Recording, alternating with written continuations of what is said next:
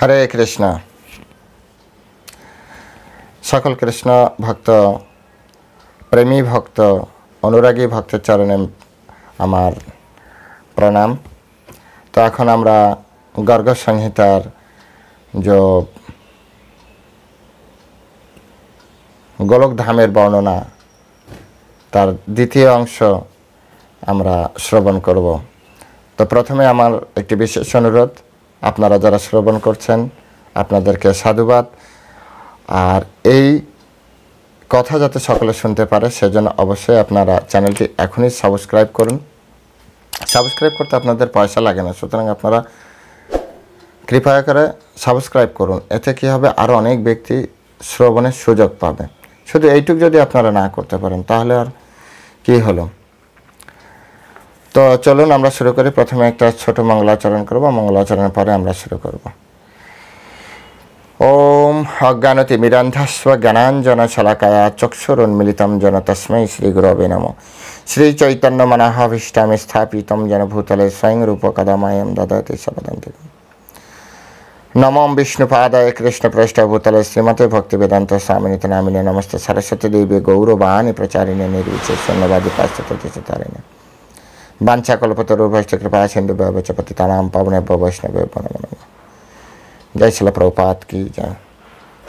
তো গতদিন আমরা কি শুনেছিলাম? গতদিন আমরা শুনেছিলাম যে এই ব্রহ্মাণ্ড থেকে সমস্ত দেবগণ, ভগবান বিষ্ণু আছেন, ব্রহ্মা আছেন, দেবাদিদেব মহাদেব আছেন, তারা গোলক ধাম পর্যন্ত পৌঁছে গিয়েছেন, গেট অবধি পৌঁছে গিয়েছেন। এবং যখনই গেটে প্রবেশ করবেন তখনই ওখানকার যে দ্বাররক্ষী, যিনি ওখানকার গোপী ছিলেন দ্বাররক্ষী, তিনি তাদেরকে মানা করলেন, দাঁড়াও,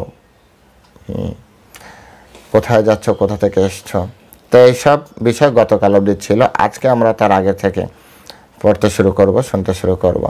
তো যখন তাদেরকে মানা করা হলো, দেবগণদেরকে মানা করা হলো, তখন দেবগণ বললেন, আমরা সকলে ব্রহ্মা, বিষ্ণু, শঙ্কর নামক লোকপাল আর ইন্দ্র আদি, চন্দ্র আদির মতো মহান মহান দেবগণ এখানে ভগবান শ্রীকৃষ্ণের সাথে শ্রীকৃষ্ণকে দর্শন করতে এসেছে। তো শ্রী নারদজি তখন বললেন, দেবগণের কথা শুনে সখী, যিনি শ্রীকৃষ্ণের দ্বাররক্ষী ছিলেন, তিনি তুরন্ত ভিতরে চলে গেলেন এবং ভিতরে যে কিছুক্ষণ বাদে আবার ফিরে আসলেন। ফিরে এসে বলছেন কত সুন্দর কথা, তখন আপনারা শুনবেন যে অনেকজন সখী এভাবে এসে, যার নাম হচ্ছে শতচন্দ্র আননা, শতচন্দ্র আননা নামে বিখ্যাত, যিনি হলুদ বস্ত্র পরিধান করেছিলেন, যার হাতে একটি ছড়ি ছিল, বেতের ছড়ি ছিল, ধারণ করেছিলেন। তিনি বাইরে এসে দেবতাদের সেখানে আসার অভিপ্রায় জিজ্ঞাসা করলেন যে আপনারা কেন এখানে এসেছেন। তারপরে শতচন্দ্রনা বললেন, এখানে আগত সকল দেবতাদের আপনারা কোন ব্রহ্মাণ্ডের অধিবাসী, শীঘ্র করে বলুন। কি মজার একটি বিষয়, দেবতাদের কাছ থেকে শুনছে যে আপনারা কোন ব্রহ্মাণ্ডের অধিবাসী। তো আপনারা এই কথাগুলো আমাকে জানান, আমি আবার ভগবান শ্রীকৃষ্ণকে এই কথাগুলো যে বলবো। এর থেকে কি বোঝা যায় যে আমাদের ব্রহ্মাণ্ড একমাত্র ব্রহ্মাণ্ড নয়। দেবতাগণ বললেন, ও হে, এটি তো বড় আশ্চর্যের বিষয়। কেন আরও অন্যান্য ব্রহ্মাণ্ড, এরকম ব্রহ্মাণ্ড আছে নাকি যেখানে এরকম ব্রহ্মা, বিষ্ণু, মহেশ বা দেবগণ আছে, এরকম লোকপাল আছে? হে শুভে, আমরা তো জানি একটাই ব্রহ্মাণ্ড, আর এর থেকে অন্য কিছু আমাদের জানাই নেই। তো এটা কার কথা? এটা হচ্ছে দেবতাদের কথা। চন্দ্রনারা বললেন, ব্রহ্মদেব, এখানে তো এই বিরজা নদীতে কোটি কোটি ব্রহ্মাণ্ড ভাসছে জলে, তার মধ্যেও আপনাদের মতো দেবগণ বাস করে। আরে আপনারা কি আপনাদের নিজেদের গ্রামের নামও জানেন না? দেবতাদের কি বলছে, আপনারা কি আপনাদের, এটা তো স্বাভাবিক, আপনারা বা আমরা যখন অপর কোনো একজন ব্যক্তির সাথে দেখা হয় তখন আমরা কি প্রশ্ন করি, কোথা থেকে আসছেন, বলি কিনা? এটা স্বাভাবিক প্রশ্ন। চন্দ্রনারাও তাই বলেছেন যে আপনারা কোথা থেকে আসছেন, কিন্তু এরা বলতে পারছেন না। তখন উপহাসলে বলছে, এ কেমন কথা, আপনারা বলছেন দেবলোক, এক একজন লোকপাল, তো আপনারা কি আপনাদের নিজেদের গ্রামের নাম জানেন না? তো বুঝতে পারলাম, চন্দ্রনাথ বলছে বুঝতে পারলাম যে আপনারা কখনো এখানে আসেননি, কারণ ভগবান শ্রীকৃষ্ণ পর্যন্ত আসলে কি হতো, আরও অনেক অনেক ব্রহ্মাণ্ড বা ব্রহ্মাণ্ডের অধিপতিদের সাথে বা এই ধরনের প্রশ্নের সম্মুখীন হয়ে তারা জানতে পারত। তো এটা চন্দ্রনারায়ণ বলল যে আমি বুঝতে পেরেছি যে আপনারা এত উপরে কখনো আসেননি। আমি এও বুঝতে পারলাম যে আপনারা ঘরের বাইরে কখনোই বের হননি, অর্থাৎ ব্রহ্মাণ্ডের বাইরে আপনারা কখনো বের হননি। তো তখন তিনি একটি উদাহরণ দিলেন, যেভাবে ফলের মধ্যেও কোনো কীট পতঙ্গ জন্মগ্রহণ করে আর ফলের মধ্যে বৃদ্ধিপ্রাপ্ত হয়ে ফলের মধ্যেই মরে যায়, সে এই ফলের বাইরে অন্য কোনো বৃক্ষ আছে বা এরকম কোনো জগৎ আছে তার কিছুই জানা নেই। আপনারা হচ্ছেন সেই রকম একজন দেবতা, যারা এই ব্রহ্মাণ্ডে জন্মগ্রহণ করে ব্রহ্মাণ্ডের ভিতরেই আপনারা রয়েছেন, এর বাইরে আপনারা কিছুই জানেন না। তো শ্রী নারদমুনি বললেন, হে রাজন, এইভাবে উপহাসের পাত্র হয়ে সকল দেবগণ চুপচাপ মাথা নত করে বসে থাকলেন। এখন কি করবে? আসলে তো প্রশ্ন উত্তর দিতে পারছে না, আর প্রশ্ন উত্তর দিতে না পারলে আমরা কী করি? চুপচাপ মাথা হেট করে দাঁড়িয়ে থাকি। তারা কোনো কথা বলছে না। আর ওনাদের এই অবস্থা দর্শন করে ভগবান বিষ্ণু তখন বুঝতে পেরেছেন যে এখন আমাকে কিছু বলতে হবে। ভগবান বিষ্ণু অর্থাৎ এই জগতে আমাদের ব্রহ্মাণ্ডের যিনি বিষ্ণু, গর্ভদক্ষ বিষ্ণু, সে বিষ্ণু বলছে, যে ব্রহ্মাণ্ডে ভগবান কৃষ্ণগর্ভায় সনাতন অবতার হয়েছেন এবং ত্রিবিক্রমের নখের দ্বারা ব্রহ্মাণ্ড ভেদ হয়ে গিয়েছিল, ওখানেই আমরা বসবাস করি, ওই ব্রহ্মাণ্ড থেকেই আমরা আসছি। শ্রী নারদমুনি তখন বললেন, ভগবান বিষ্ণুর এই কথা শুনে সত্যচন্দ্রনারা ওনার ভুরি ভুরি প্রশংসা করলেন। এবার না এসেছে আইডেন্টিটি, এইভাবে বলতে হবে যে কোন ব্রহ্মাণ্ড থেকে এসেছে। এবং তারপরে কি বললো, অন্তঃপুরে প্রবেশ করলেন। তিনি তার মতো করে সুন্দরভাবে চলে গেলেন এবং তারপরে শীঘ্রই তিনি ফিরে আসলেন এবং সকলকে অন্তঃপুরে নিয়ে যাওয়ার জন্য তিনি বললেন যে আপনারা সকলে চলুন। ভগবানের সাথে বলে এসছে যে ওরা অমুক ব্রহ্মাণ্ড থেকে এসছে। তো সকলে ভগবানের অন্তঃপুরে প্রবেশ করলেন। তো তারপরে কি হলো, প্রবেশের পরেই তারা সম্পূর্ণ দেবগণ পরম সুন্দর গোলক ধাম দর্শন করলেন। এই গোলক ধাম দর্শন আমাদের হচ্ছে। তো আপনারাও অত্যন্ত মানসপটে গোলকধাম দর্শন করবেন, অত্যন্ত সুন্দর। যখন আমি এটি পড়েছি, হিন্দিতেও একটা ক্লাস রয়েছে, তারপর আবার এটি বাংলায় লেখা, তারপর আবার আমি আপনাদেরকে বলছি। খুব ভালো লাগছে যে আসলে গোলকধাম কেমন। তো এটা আপনাদের ভালো লাগবে যদি আপনারা মনোযোগ দিয়ে এটি শ্রবণ করেন এবং মানসপটে এটি দর্শন করার চেষ্টা করেন। তো এখানে গোবর্ধন নামক গিরিরাজ শোভা পাচ্ছে। আমাদের এই জগতে যেমন গোলকধাম মানে গিরি গোবর্ধন আছে, অ্যাকচুয়াল গিরি গোবর্ধন হচ্ছে গোলক বৃন্দাবনে আছে, গোলক বৃন্দাবনে আছে এবং সেটা অত্যন্ত এর থেকে আরও সুন্দর। এখন আপনি গোবর্ধনে যাবেন, যেমন কিছুদিন আগে আমরা বৃন্দাবনে গেলাম। তো বৃন্দাবনে যে গোলকধামে যেগুলো গিরিরাজ দেখলাম, সেখানে খুব কমই বৃক্ষরাজি রয়েছে, কিন্তু যে উপরে যে গোলকধাম আছে, যে গোলকধাম আছে যেখানে যে গিরিরাজ আছেন, সেই গিরিরাজ অত্যন্ত মানে সুন্দর শোভা পাচ্ছে এবং গিরিরাজের পাদদেশে সময় বসন্ত উৎসব পালন করছেন গোপীরা। চারিদিকে গাভীগণ ঘেরা ছিল, প্রচুর পরিমাণে কল্পবৃক্ষ, কল্পলতা। এখানে তো বৃক্ষ খুব কমই দেখা যায়, কিন্তু ওখানে পুরো ভরা, কল্পবৃক্ষ কল্পলতা দ্বারা ভরা ছিল, সুশোভিত ছিল। তারপরে রাসমণ্ডল অলঙ্কৃত করছিলেন। তারপরে সেখানে শ্যামবর্ণের যমুনা নদী স্বচ্ছন্দ গতিতে চলছিল। যমুনা নদী সবসময় শ্যামবর্ণের হয়, একটু শ্যামবর্ণের আর কি, স্বচ্ছন্দ গতিতে চলে, এটা সবসময় ছন্দে ছন্দে চলে। এবং তার তীরে কোটি কোটি প্রাসাদ, তার তীরে কোটি কোটি প্রাসাদ শোভা পাচ্ছিল। এবং ওই নদীতে নামার জন্য ঘাট ছিল, সেই ঘাটগুলো বৈদর্যমণি দ্বারা, বৈদর্যমণি আমি তো দেখিনি, আসলে আমাদের পৃথিবীতে বৈদর্যমণি আছে কিনা আমি এখন আর জানি না, তবে পুরাণে দেখি সব থেকে খুব দামি একটি বৈদর্যমণি। এই মণি দ্বারা ঘাট সিঁড়িগুলো তৈরি করা, এবং ওখানে দিব্য লতা আর বৃক্ষ দ্বারা বৃন্দাবন ভরা। বৃন্দাবনে এত বৃক্ষ রয়েছে এবং সব বৃক্ষ হচ্ছে দিব্য। দিব্য কেন? দেখুন, যখন যে বৃক্ষের নাম না জানা যায় এবং সেই বৃক্ষটি যদি অদ্ভুত সৌন্দর্য হয়, তো তখনই শুধুমাত্র দিব্য বলা হয়। দিব্য বৃক্ষের যা আমরা কল্পনা করতে পারি না, সেই রকম একটি অকল্পনীয় এবং অসম্ভব ফল প্রদান করতে পারে বৃক্ষ। আপনি যা চাইবেন তাই ফল প্রদান করতে পারে, এটাকে দিব্য বলা হয়। যেভাবে ভগবদ্গীতায় বলা হচ্ছে জন্ম কর্ম চমে দিব্যম, এবং ভগবানের জন্ম এবং কর্ম হচ্ছে দিব্য। ঠিক একইভাবে বৃন্দাবনে যে বৃক্ষ রয়েছে, বিশেষ যমুনার তীর দিয়ে, সমগ্র বৃন্দাবন ব্যাপী যে বৃক্ষ রয়েছে, এই বৃক্ষগুলি হচ্ছে দিব্য, লতা দিব্য। তো সম্পূর্ণ বৃন্দাবন এভাবে ভরা রয়েছে, অত্যন্ত শোভাবর্ধনকারী। ঝাঁকে ঝাঁকে কি রয়েছে? পাখি রয়েছে, বিচিত্র পাখি। এখন তো সেরকম পাখি খুব কমই দেখা যায়, কিন্তু উপরে বৃন্দাবনে ঝাঁকে ঝাঁকে পাখি রয়েছে, ঝাঁকে ঝাঁকে ভ্রমর রয়েছে। তারপরে বংশীবাটের কারণে শোভা পাচ্ছে, আরও বৃদ্ধি পাচ্ছিল। তারপর ওখানে সহস্রদল পদ্মের সুগন্ধ পরাগের চারপাশে পুনঃ পুনঃ শীতল বায়ু মন্দ গতিতে বইছে। আমাদের এখানে শতদল পদ্ম, অর্থাৎ একটা পদ্মের যে পাপড়িকে দল বলা হয়, এখানে হচ্ছে শতদল পদ্ম আমাদের পৃথিবী লোকে।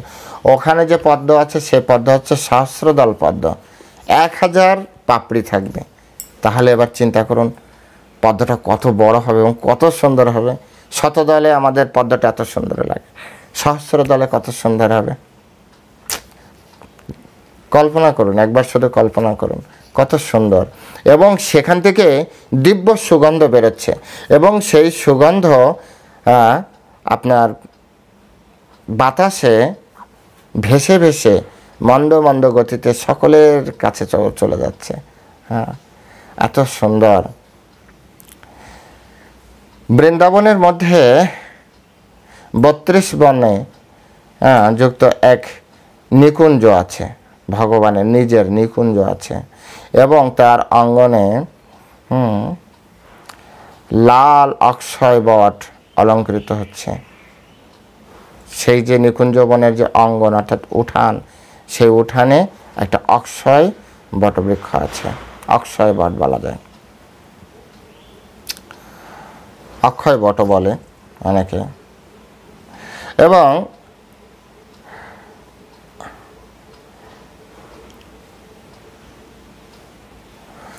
পদ্ম রাগাদি 7 প্রকারের মণি দ্বারা তৈরি দেওয়াল তথা অঙ্গনের পাথর বড় শোভা পাচ্ছে। ওখানে যে দেয়ালগুলি ছিল, সেই দেয়ালগুলি যে পাথরের দ্বারা, সেই পাথরগুলোও বিভিন্ন মণি রত্ন দ্বারা পাথরগুলি তৈরি করা ছিল। সেই দেয়ালগুলো অত্যন্ত শোভা পাচ্ছিল। কোটি কোটি চন্দ্রমার ছবি ধারণকারী চাঁদ তাকে অলঙ্কৃত করছে। এক একটা পাথর এতটা আলো প্রদান করছে, কোটি কোটি চন্দ্রমার মতো আলো প্রদান করছে। আর তার মধ্যে চকচককারী গোলক বস্তু ঝুলছে। যেমন আমাদের এখানে বিয়ে বাড়িতে দেখেছেন গোল গোল বল ঝুলিয়ে রাখে গাছে, ওখানে এরকম গোলক বস্তু ঝুলছে। তো দেবতারাও বুঝতে পারছে না যে এটি আসলে কি, আলো প্রদান করছে কিন্তু ঝুলছে।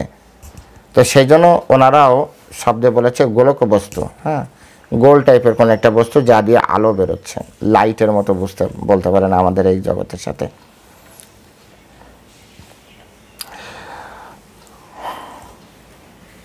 এবং উড়ীয়মান দিব্য পতাকা চারিদিকে পতাকা লাগানো রয়েছে। তারপর প্রস্ফুটিত ফুল মন্দির এবং পথের শোভা বাড়াচ্ছে। অর্থাৎ পথের যে আমাদের যে রাস্তা বা পথের দুপাশ দিয়ে সবসময় ফুল গাছ, সবসময় ফুল গাছ। সাধারণত এই পরিবেশটা আমরা যখন কোনো বড় নামি দামি পার্কে যাই, সেই পার্কে কিন্তু এরকম দেখা যায় যে আপনি যেখান দিয়ে হাঁটবেন দুপাশ দিয়ে সুন্দর ফুলের বাগান। তো গোলক বৃন্দাবনে প্রত্যেকটা রাস্তার পাশ দিয়ে সুন্দর বিভিন্ন দিব্য ফুল থাকবে, দিব্য ফুলের বাগান থাকবে। বাগান ঠিক না, চারিদিক থেকে ফুল থাকবে। যে মন্দিরের গেট থেকে বেরিয়ে যে রাস্তা আসবে তার দুই পাশ দিয়ে সবসময় ফুল, অর্থাৎ ফুলে ফুলে ভরা। হ্যাঁ, সুন্দর, খুবই সুন্দর লাগবে। তো সেখানে ভ্রমর গুঞ্জন শব্দ সঙ্গীতের সৃষ্টি করছে, ভ্রমর সব তারা গান করছে। হ্যাঁ, তথা ময়ূর ও কোকিলের কলরব সদাই কর্ণগোচর হবে। সবসময় ময়ূর ডাকছে, ময়ূরের ডাক খুবই মধুর ডাক। যারা নিজ কানে শ্রবণ করেছেন তারা জানেন, খুবই সুন্দর। কোকিলের সুর খুবই সুন্দর লাগে। তো গোলক বৃন্দাবনে এটি সবসময় আপনি শুনতে পারবেন। হ্যাঁ, এমন না যে এখানে মাঝে মাঝে আপনি শুনতে পারবেন, এরকম নয়। গোলক বৃন্দাবনে সবসময় এটি চলছে। তারপর এখানে উদীয়মান সূর্যের সদৃশ কান্তিমান অরুণ পীত কুণ্ডল ধারণকারী নারীগণ শত শত চন্দ্রমার সমান গৌরবর্ণের দ্বারা উদ্ভাসিত। ওখানে যে গোপীগণ, ওদের যে কানের কুণ্ডল আছে, এগুলি হচ্ছে আপনার কোটি কোটি সূর্যের সদৃশ। কান দিয়ে যেন এত পরিমাণ আলো বেরোবে, কান দিয়ে মানে কানের সেই কুণ্ডল দিয়ে। আর ওনাদের যে চেহারা, সেই চেহারা হচ্ছে গৌর বর্ণের। আমাদের চৈতন্য মহাপ্রভু যে বর্ণের, ওখানকার গোপীরা সেই বর্ণের। কেমন? তপ্ত কাঞ্চন গৌরাঙ্গী। তো তপ্ত কাঞ্চন অর্থাৎ সোনাকে জ্বালালে তরল স্বর্ণ যে কালারের হয়, ওখানকার গোলক বৃন্দাবনের সমস্ত গোপীগণ তারা সবাই ওই রকম কালারের। এবং তাদের যে চেহারা থেকে যে আলো বিচ্ছুরিত হচ্ছে সেটা কেমন? সেটা হচ্ছে শত শত চন্দ্রমা, 100 চন্দ্রমা, পূর্ণিমার চন্দ্রমা যদি এক জায়গায় রাখা হয়, এরকম আলো তারা সবসময় বিস্ফোরণ ঘটাচ্ছে, এত উদ্ভাসিত। স্বচ্ছন্দ গতিতে চলাই সকল নারীগণ মণিরত্নে তাদের মুখমণ্ডল দর্শন করে এবং রত্ন বিছানো অঙ্গনের ঘোরাঘুরি করেন। এখানে একটা বিষয় সবসময় আমরা এর আগেও আমাদের গুরু আচার্যদের কাছ থেকে শুনেছি, এই জগতে আমরা যেভাবে হাঁটি ওই জগতে এরকম না। ওদের হাঁটাটা স্বচ্ছন্দ, তালে তালে তালে তালে এরকমভাবে। ওখানে উপরে হাঁটে হচ্ছে ছন্দে ছন্দে, ওখানকার কথা ছন্দে ছন্দে। প্রমাণ হচ্ছে আমাদের যত শাস্ত্রগ্রন্থ আছে, এই শাস্ত্রগ্রন্থগুলি কিন্তু সব ছন্দে ছন্দে, সব ছন্দে ছন্দে। দেখবেন কোনো কিছু আমাদের গদ্যে লেখা নেই, আমাদের কোনো শাস্ত্রগ্রন্থ গদ্যে লেখা নেই, সব ছন্দ ব্যবহার করা হয়েছে। আপনি খুব সুন্দর গাইতে পারেন, যেমন ভগবদ গীতা, গীত।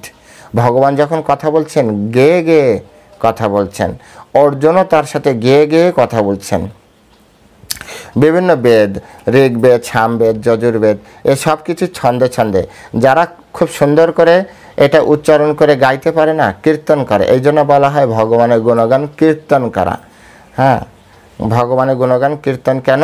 কারণ এটা সুন্দর করে গাওয়া যায়, এটা ছন্দ, খুবই মজার।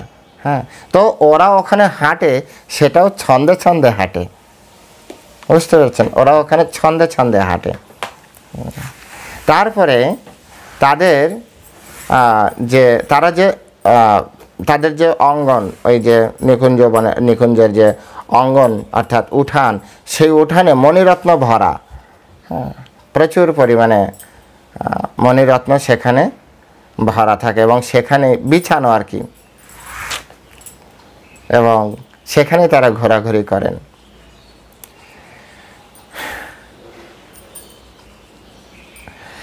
তাদের গলায় হার ও হাতের কেউর শোভা পায়। তাদের গলায় হার রয়েছে, নিশ্চয়ই বুঝতে পারছেন। যাদের উঠানে মণিরত্ন বিভিন্ন দামি দামি, আমাদের এখানকার মতো মণিরত্ন নয়, ওখানে তো আরও উন্নত, সেগুলি ছড়ানো ছিটানো, তাহলে গলায় কত দামি হার, হাতে আপনার কেউ রয়েছে, সব পাচ্ছে। নূপুর তথা করধ্বনির মধুর ঝাঙ্কার সেখানে সদাই গুঞ্জন করছে। তারা যখন হাঁটে, যেহেতু ছন্দে ছন্দে হাঁটে, তাই তাদের পায়ের যে নূপুর সেটা ছন্দে ছন্দে বাজে। আর সেই ছন্দে ছন্দে, যেমন আমাদের এখানে যখন মৃদঙ্গ বাজে, তবলা বাজে, ঝাঁজ বাজে, যদি সেটা ছন্দে ছন্দে বাজে শুনতে মজা লাগে, ঠিক একইভাবে গোপীরা যখন হাঁটে আর গোপীদের পায়ের নূপুর খুব ছন্দে ছন্দে বাজে, তাই সেটা শুনতে খুবই আনন্দ লাগে, খুবই মজা লাগে। আর সকলে যখন একই সাথে একই তালে, মনে হয় তারা ড্যান্স করছে। ভগবানের ধাম কতই মজার ধাম। তারপরে সবসময় সাদা গুঞ্জন করছে, অর্থাৎ শব্দ সবসময় আপনি শুনতে পারবেন। এই সকল গোপাঙ্গনাগণ মাথায় মুকুট ধারণ করে। যদিও আমাদের ব্রজে যে সময় লীলা চলছিল, কৃষ্ণলীলায়, এই গোপীগণ ওখানে তেমন মুকুট ধারণ করতো না, কিন্তু উপরে যে গোলক বৃন্দাবনে যে গোপীগণ থাকে তারা কিন্তু সবসময় মুকুট ধারণ করে, মাথায় সবসময় মুকুট ধারণ করে।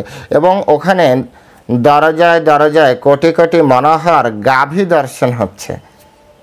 দেবগণ দেখছে প্রত্যেক দরজা, মানে কেন প্রত্যেকটা ব্যক্তির কাছে কোটি কোটি গাভী রয়েছে, এবং এই গাভীগুলো অত্যন্ত দিব্য আভূষণে ভূষিত। তাদের যে শিং, সেই শিংগুলো স্বর্ণ দ্বারা মণ্ডিত, পুরো সোনা দ্বারা মণ্ডিত রয়েছে। তো খুবই সুন্দর দেখতে সব সময়। এবং এই গাভীগুলোর একটা বিশেষ বৈশিষ্ট্য হচ্ছে, গাভীগুলো চির নবীন, ওখানে কোনো গাভী বৃদ্ধা নেই, কোনো গোমাতা বৃদ্ধা নেই। এই গাভীগণ সবসময় দুগ্ধ প্রদান করে। কি আশ্চর্যের বিষয়, সবসময় দুগ্ধ প্রদান করে। তো সদুগ্ধবতী, সকলেই সবচ্ছা, প্রত্যেকেরই সন্তান আছে, এমন না যে কারো সন্তান আছে কারো সন্তান নেই, এমন কিন্তু নয়, সকলেই সবচ্ছা।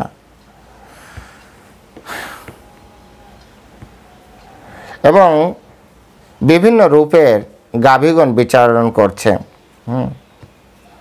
তাদের গলায় ঘণ্টা বাঁধা আছে।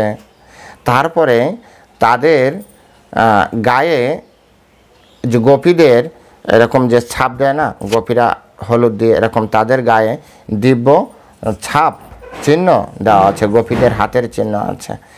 তারপরে এই সকল গাভীরা বিভিন্ন রঙের হয়, কোনোটি অত্যন্ত উজ্জ্বল বর্ণের হচ্ছে, কোনোটি উজ্জ্বল বর্ণ, কোনোটি লাল বর্ণ, কোনোটি আবার সবুজ বর্ণ, কোনোটি তামার বর্ণের, আবার কারো বর্ণ সবুজের মতো, কোনোটি কোকিলের বর্ণের, কোনোটি হচ্ছে আপনার ধূসর বর্ণের। তো তাদের দুধ প্রদানের বিষয়ে বলা হচ্ছে সমুদ্রের মতো দুধ প্রদান করে, সমুদ্রের মতো দুধ প্রদানকারী এই সকল গাভীদের। এইরকমভাবে প্রচুর, এক কথায় প্রচুর পরিমাণে তারা দুগ্ধ প্রদান করতে সক্ষম। এবং তার আশেপাশে আমরা বিভিন্ন ষাঁড়দের ঘুরে বেড়াতে দেখি। ষাঁড়গুলো অত্যন্ত স্থূলকায় এবং তাদের শিঙেও বড় বড় শিং, তাদের শিংগুলো অতি বড় বড়। বড় শিঙের গাভী যদি না দেখেন, আমাদের মায়াপুরে আসবেন, অনেক বড় বড় শিঙের গাভী ষাঁড় আছে, দেখতেও মনোহর। ওখানে তো আরও বড় বড়, তাতে প্রত্যেকটা শিং স্বর্ণ দ্বারা মণ্ডিত আছে। কিন্তু তারা খুব শান্ত প্রকৃতির, যেহেতু ভগবত ধামের, তাই তারা খুব শান্ত প্রকৃতির। তো গাভী রক্ষা করার জন্য অনেক গোপ রয়েছে, তারা তাদেরকে সবসময় দেখভাল করছেন। কারোর হাতে বেত রয়েছে, ছড়ি রয়েছে, কারো হাতে বাঁশি রয়েছে।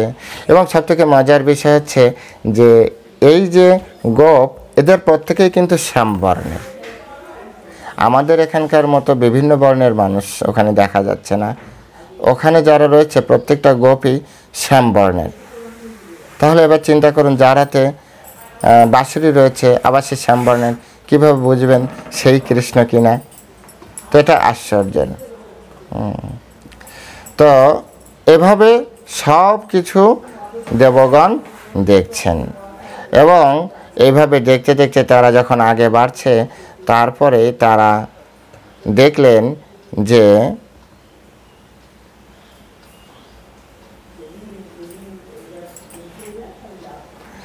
এই যে এরা সবাই শ্রীকৃষ্ণচন্দ্রের লীলাসমূহ মধুর স্বরে কীর্তন করছে। এখানে যেমন যশোদা মাতা বা গোপীগণের কৃষ্ণ যে লীলা, সে লীলা মধুর সুরে কীর্তন করতে আমরা দেখি। যেমন গোপী গীত, খুব হৃদয় থেকে তারা সবসময় ভগবানের কীর্তন করে। ঠিক ওখানেও ওরাও গরু চড়াতে যখন যায়, গোচারণে যায়, বা ওখানেই ওরা নিজের নিজের কাজ করছে। আমরা শ্রীমদ্ ভাগবতমে দেখছি মাতা কি করছে, যশোদা মাতা ঘোল তৈরি করছে, দধি মন্থন করছে। হ্যাঁ, তো সে সময় তিনি কৃষ্ণের কীর্তন করছে, কৃষ্ণের লীলা কীর্তন করছে। ঠিক একইভাবে ওখানেও ওরা ওদের মতো কাজ করছে, কিন্তু কি হচ্ছে, ওরা ওদের মতো সুন্দরভাবে কৃষ্ণের লীলা কীর্তন করছে, যা শুনে কামদেব পর্যন্ত মোহিত হয়ে যাচ্ছে, কামদেবও মোহিত হয়ে যাচ্ছে। এবং এর ভিতরে প্রবেশ করে সেখানে তারা দেখলেন সহস্র দল সমৃদ্ধ একটি পদ্ম। হ্যাঁ, সেটি এতটাই শোভা পাচ্ছিল যে তার থেকে আলো বেরোচ্ছিল। তো এরপরে আমরা ভগবান শ্রীকৃষ্ণের দর্শন প্রাপ্তি করব। তো আপনারা সকলের সাথে থাকবেন, আপনারা চ্যানেলটি সাবস্ক্রাইব করবেন এবং সকলের কাছে এই চ্যানেলটি শেয়ার করবেন। হরে কৃষ্ণ।